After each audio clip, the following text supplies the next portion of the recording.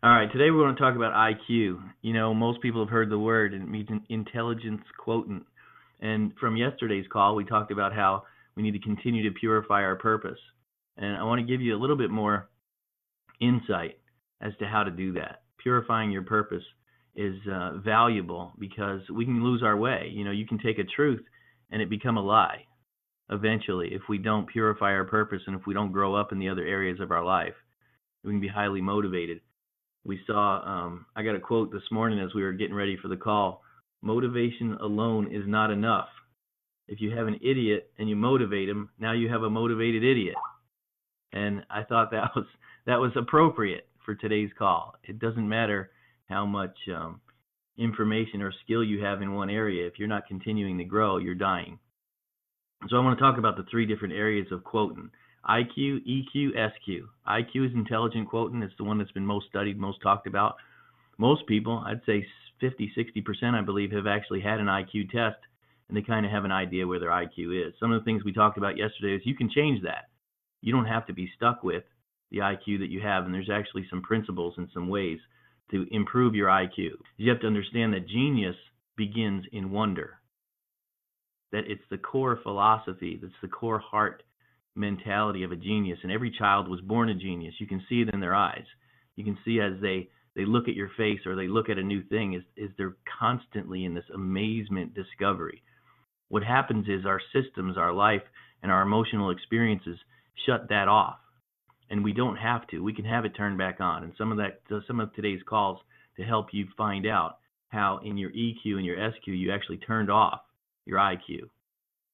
Finding out where the rock is in your stream.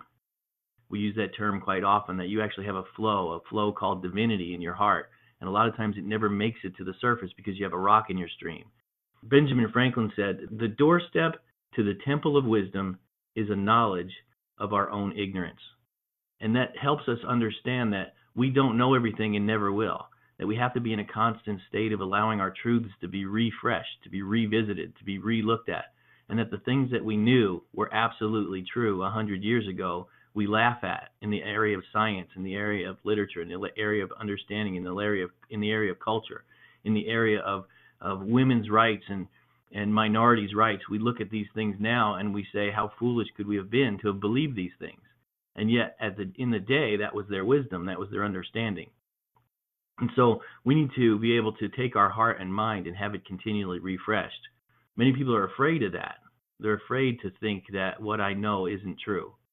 And yet, without that heart, without that willingness to be able to open up your truths, to have them refined and redefined, you actually lose part of your discovery, part of your wonder.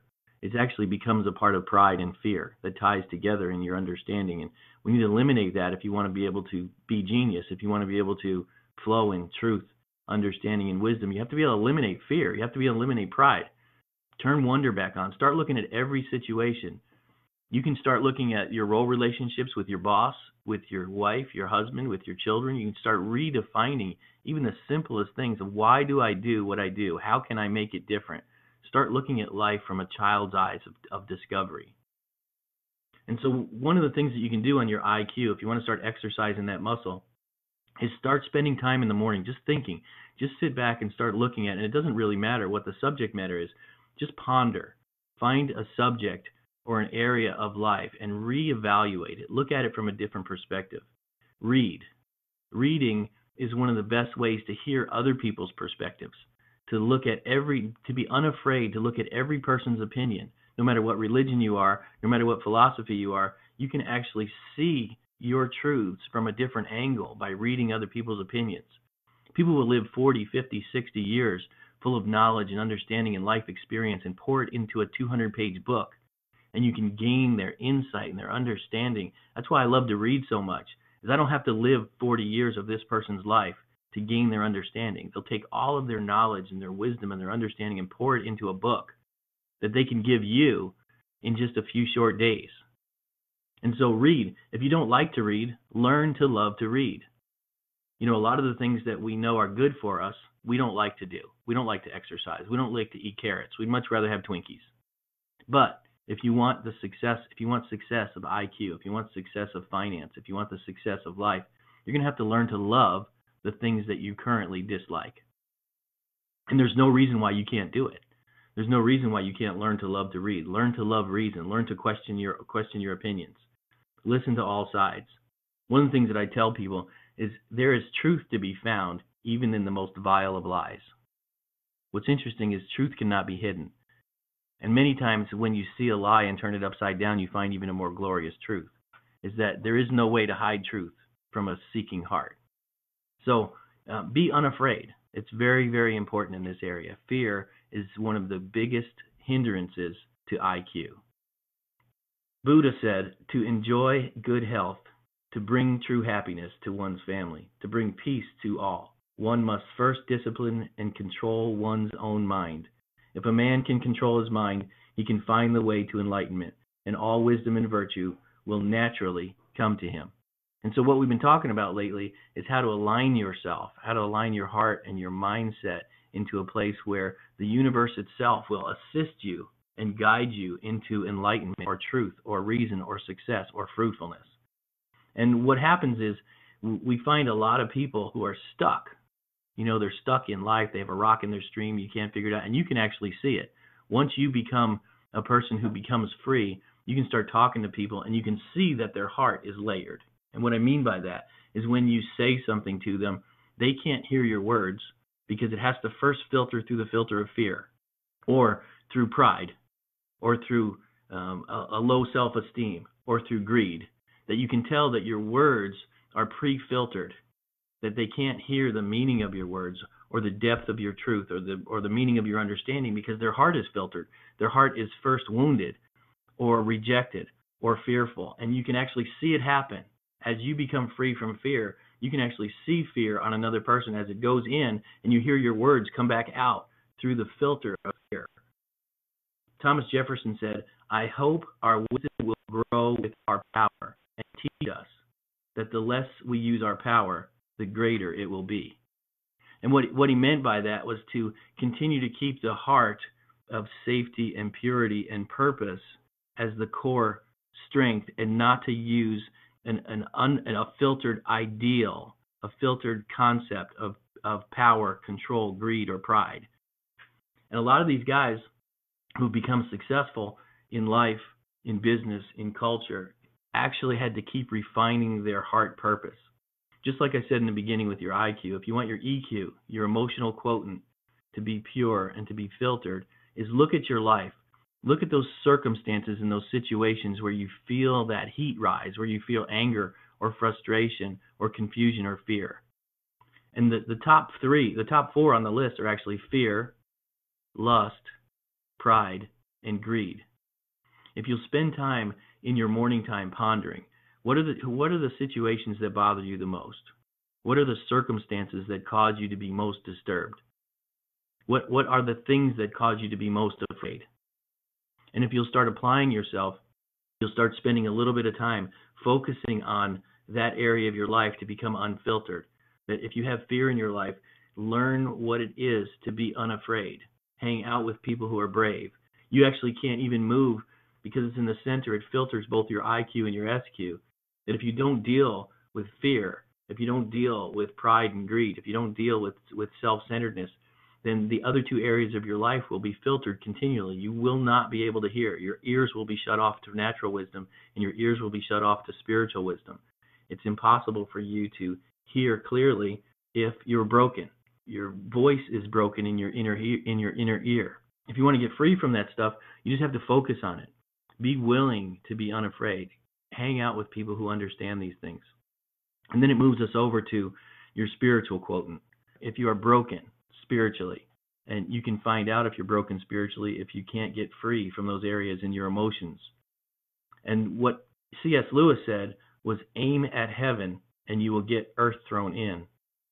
Aim at earth and you will get neither. And what he meant was, just like yesterday's call, I talked about that the seen is controlled by the unseen. That your heart first defines where you're going to be. Your heart defines who you are. Your heart and your mind and the things that you don't see in yourself help lay a foundation, establishes the building of who you will become. The emotional and the spiritual are actually the building blocks, the foundations and the frame of the house. Until you become a father or a leader or a teacher or a parent, before you can become good at those things, your house has to be built. And C.S. Lewis and a lot of these guys would talk about a spiritual or an unseen heart, one that's constantly evolving into selflessness or into purity. And those things are also easily repaired, easily fixed.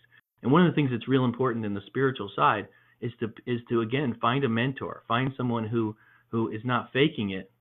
A lot of people in the spiritual arenas will actually fake it or pretend. I talked a little bit about it yesterday. They take a spiritual truth, and after years or centuries or generations, the spiritual truth actually becomes a lie. When Jesus was on the earth, the only people he was upset with were the spiritual leaders of the day. The sinner and the person who was struggling with life, he loved them and he served them and he cared for them. It was the people who were professing to be spiritual that lost their way. And it happens in almost every religion. There's a group of people over in India. It's kind of a funny story. These Indian mystics will pile mattresses one on top of another and make a stair step. They make this stair step of mattresses in a building, and they make them like 20 feet tall. And what they do is they sit Indian style with their legs crossed, and they learn how to bounce from one level to the next, like they're bouncing up and down the stairs. And what they do is they're saying that one day we're going to be able to float in the air. So what we're doing now is we're practicing, we're getting ready for it. And it's actually, for most people that look at it, it's kind of hilarious. No one in those circles are actually doing anything mystical. They're not actually being able to produce any healings. They're not able to float in the air. They're not able to leave their body. They're not able to do all the things they profess. And yet they still believe. They have hundreds and hundreds of people that come watch them do these things. And it just becomes silly to us because we recognize that their spiritual truth that initially got them there probably was true. The Krishna teaching of selflessness was really true, but it brought into, generations later, into silliness. And you can find it in most churches. You can find it in most religions. And so spiritual quoting comes from you focusing on spiritual truth. It's not just based on what somebody said, but evidence. Make sure they're documented. Look at a person's life. You will know them by their fruit, not by their words, not by the enticing words of their doctrine or their understanding or their great speaking ability, not how many people show up at their meetings, but do they find out if they have spiritual fruit? Are they the type of person that they're professing to be? One of my favorite quotes in this area of spiritual, emotional, and intellectual quoting, Jesus says to his own disciples. He was walking down the road and he was teaching them. And he had these amazing parables. He was always telling stories and parables and types and shadows. And one of the things that he said to them, and they looked at him and they were pondering. They were like, we don't understand what this guy's talking about. And he looked at them knowing what was in their heart. And he said, the reason that you don't know the meaning of these things is because you don't want to know the meaning of these things. And what he meant by that was a heart that is embracing truth at all costs. No matter what truth will cost you, if you're willing to let go of comfort for truth's sake, if you're willing to let go of culture and identity and person, because truth is more important, you will find truth. If you're not willing to, then you won't hear it. Those who have ears to hear, let them hear.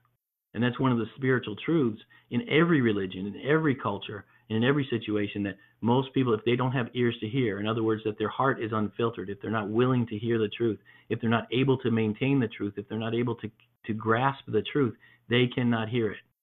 It's interesting to speak something to someone in a language that you've both learned for the last 50 years. You got two 50-year-old men standing talking to each other and using the same language. The person at the other end of the table can't hear a word you're saying.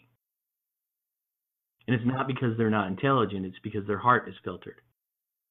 And some of these things that he may even be able to parrot my words, or we may be able to parrot somebody's words who's successful, to be able to read from a book of great intelligence, and yet we don't see it echo because wisdom is not reproduced in the heart of a man who's unfiltered. Wisdom, the ability to reproduce the truth, is never really established. So it doesn't matter if you know the words, if your heart doesn't establish it and you don't see the fruit. So I want to encourage you guys to look into every single one of these areas, the three areas of life: your intelligent quotient, your emotional quotient, and your spiritual quotient. You're not stuck with one. This is not how you were born. You weren't born with a number. Your IQ, the average IQ is like 112 or 115. You don't have to stay there. You can easily move that up by just looking at your life. Where am I stuck? What areas in my life are built on on the filters of life: fear, lust, pride, and greed. What areas in my life can be spiritually, emotionally, and intellectually fixed? You just start working on those things, just like a weightlifter. You have scrawny arms and muscular legs. Just work on your arms. It's really not that hard. So I just want to encourage you guys that it's possible for you to be growing and succeeding in every single area. And before I end, I want to just add one more thing. That in all of life, I want you to start thinking about this. As you're going through this list, don't think mediocre. Don't think small. If you're going to make apple pies, make the best apple pie that's ever been created.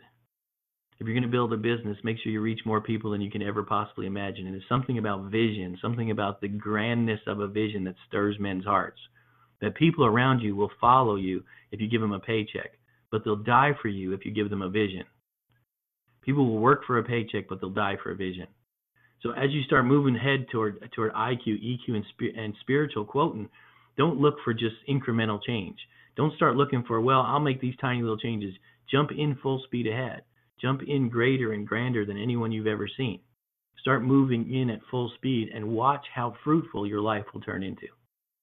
What are the things they need to be doing on a daily basis? And maybe it's not a checklist kind of a scenario because everyone's needs are different, but how do they tie together for you? Well, here's an interesting philosophy of self-development. As you know, a musician doesn't focus on his good notes. He only focuses on his bad ones. You being a musician, you understand that. It's funny you say that. People would ask me, do I give lessons? And you know, I'm self-taught. And the short answer I always gave people was, you know, I just found all the wrong notes and stayed away from them. Well, that's actually one of the principles of self-development is look for your nasty notes. You know, what in life, like I said, look for the areas where you're most afraid. Look for the areas that are hindering your life, whether it's your communication style or, you know, if you find out, you wonder why you don't have any friends, the one common denominator in that is you. You know, maybe you need to learn how to be friendly. You know, find out where your nasty notes are and fix those. So that's one of the two focuses, you in your private time and you with trusted friends. Work on those things. If you're not a good public speaker, become a good public speaker. You know, what area of your life needs harmony, needs to be brought up so that you can be successful in other areas of your life. But at the same time, that can't be your only focus because it's negative. You need to start focusing on and building on your glory, on your divinity, on your gift, and on your skill. Find out what you're called to, what you desire to do, and feed that. So you're actually doing both simultaneously. You're not avoiding one or the other. You know, the guys who work out a lot, you'll see the guys who are upper body guys. They always have these tight shirts on, and their muscles are showing, but they're wearing long pants because they got these scrawny little legs that they're hiding. Some people who are balanced in harmony, they work on both sides. Not everybody likes to work on their legs, but they do it anyway because they don't want to look like a freak.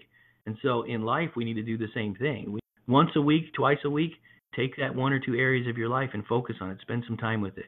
But then most of your time will be focused on your strength because that's what's going to propel you to even be motivated to work on your weak side.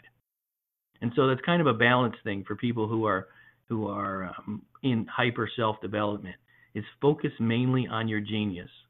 Albert Einstein was a bad speaker. He was a bad mathematician. He was poor with human beings. He was a bad communicator. He couldn't tie his shoes, comb his hair, even make it from one task list to the next. And yet he was the greatest ponderer on the planet. So he focused on that until all other areas grew up and matched it. At the end of his life, he became a fairly good speaker. He became halfway decent with human beings. He never did learn how to brush his hair, but he was a pretty good mathematician. Hang out with people who've learned to love it. Read books by people who've mastered it. It'll give us the motivation to get it started, and then we can learn to love those things. The things that are most valuable to us are the things that will be our greatest passions. And yet in the beginning, when we first start doing these things, some of them are painful, some of them are uncomfortable, and we don't really know how to find the joy in it. You know, you get to a point where you can't live without it, where just 4 months earlier you hated it. And all these areas of glory or divinity are like that.